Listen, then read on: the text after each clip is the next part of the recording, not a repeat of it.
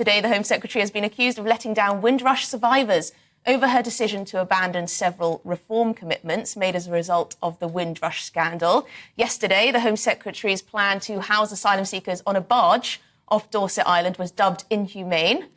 Can she do anything right? Kevin, I'll go to you first. Is Suella the Cruella?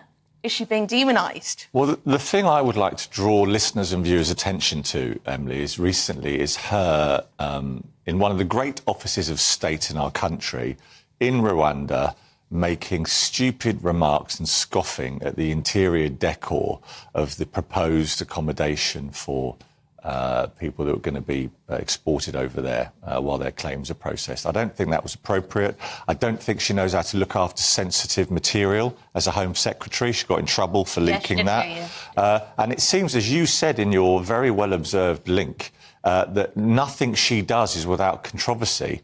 And I just don't think she's very effective as a Home Secretary. But is that just the job of Home Secretary? I mean, you don't become a Home Secretary because you're a nice #be kind, go with the flow type person. You're there to protect our borders and our security, so you have to make tough, sometimes callous-sounding decisions. Well, she hasn't made any callous-sounding decisions, and she is a nice, be kind person. She's a very nice person. She's a lovely person. She's a loving wife and mother, and she's absolutely great. And what are these cruel decisions she's made? We're faced with huge numbers of people as a result of organised crime coming across dangerously in boats into this country. We haven't got a policy for dealing with them, and not one that works.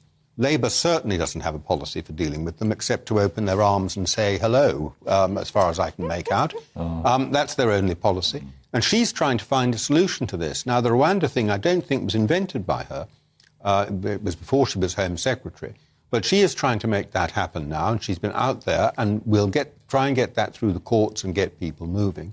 In the meantime, the country is rightly outraged that these people are being housed in hotels, which is also having a detrimental effect on the economy of those places where hotels have been taken out of circulation from normal business in order to accommodate them. And she's trying to find alternative accommodation. That includes former Air Force bases, and it includes a barge, which has been used by other countries to house asylum seekers in the past. And earlier, before the programme started, UGB News had pictures of its interior. It's been refitted. It's all right, doesn't it? If anything, people were saying it looks luxurious. I'm not saying that, but it's clearly not inhumane. So for heaven's sake, what are we talking about? This is definitely an attempt to demonise her, because the left don't like the fact that what she's doing is popular.